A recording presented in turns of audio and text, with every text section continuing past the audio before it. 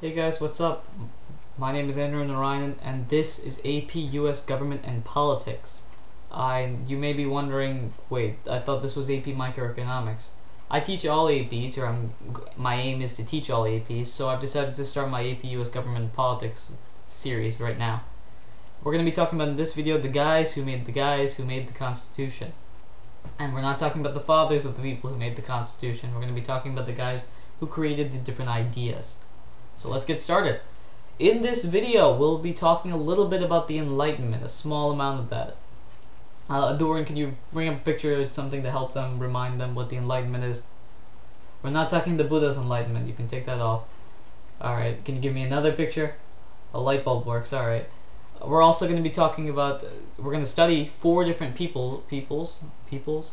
Are you really joking here? Four peoples who helped the Constitution be formed, not directly, but with their ideas. And we're not going to be graphing, which is phenomenal. We're not graphing, guys. If you do like graphing, watch the microeconomics. I'll put a little annotation thing there that you can click on that and head over to my microeconomics channel section series thing. But we're not going to be graphing at all in government and politics, which is great. You may have to read like 1 or 2 by the end of this series, but you're not going to be doing any graphing at all, which is great. So let's get started. This theme, I actually created this theme myself. It took a little bit of editing, and I think it pretty much sums up politics these days. Blue, purple, and red. The Enlightenment Period. So what was the Enlightenment Period? A brief summary of that would be a period, depending on your sources, it could be anywhere starting as early as 1600 and ending as late as 1800. Which brought forth new philosophical ideas, changing the way people thought about everything.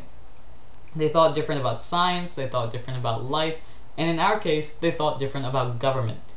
This was mainly happening in Western Europe. Your countries like Great Britain, France, Spain, those guys were creating a lot of new ideas about how to do things in general. It focused on reason rather than tradition to solve social problems, which was a radical change at the time, especially since everybody was following tradition. A few of those philosophers directly helped creating the ideas of the Constitution, and we're going to be discussing 4 of those peoples, as I'll use Ahdurin's words here. Thomas Hobbes, John Locke, Charles de Montesquieu, and JeanJacques Rousseau. If you hear a French accent, I am not French, although that would be a pretty interesting life being French. I take French in school, and I think 2 years of French is finally making me sound like a French person. So let's get started with Thomas Hobbes. That's not Thomas Hobbes. Take that out. Give me a picture of Thomas Hobbes. Thank you. Born in 1588 and died in 1679, and was born in Malmesbury, United Kingdom.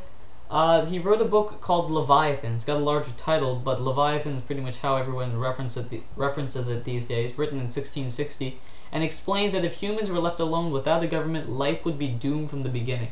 An actual quote was that he said that life would be solitary, poor, nasty, brutish, and short, which is a real happy moment in time. He believed, unlike many other philosophers at that time that were starting to change, he believed that absolute monarchs were the best people to guard the freedom of life. He believed that there was one natural right, which was the freedom of life, and that monarchs were the best type of government.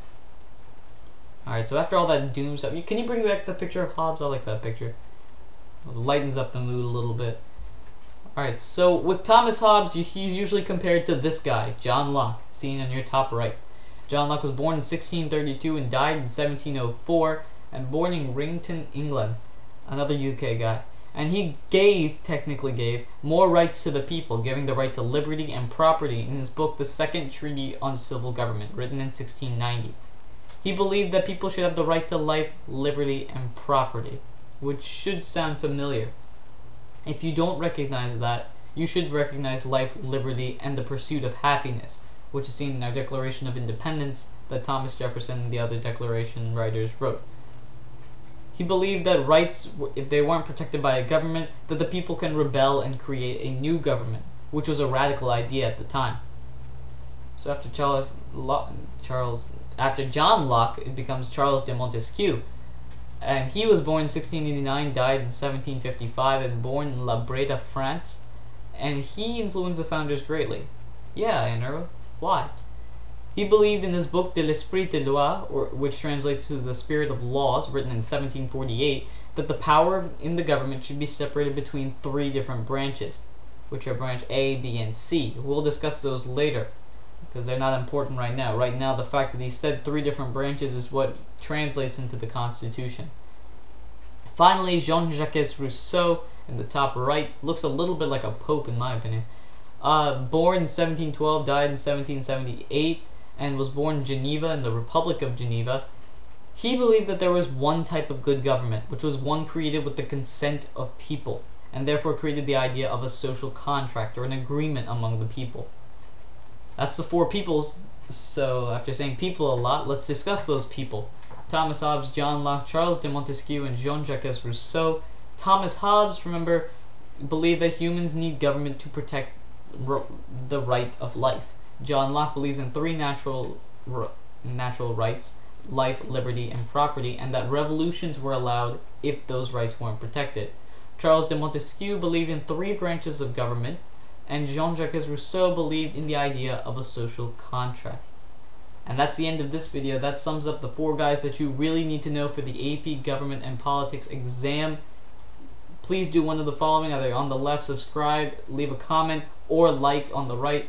And I will see you next time on the next episode of AP Government and Politics.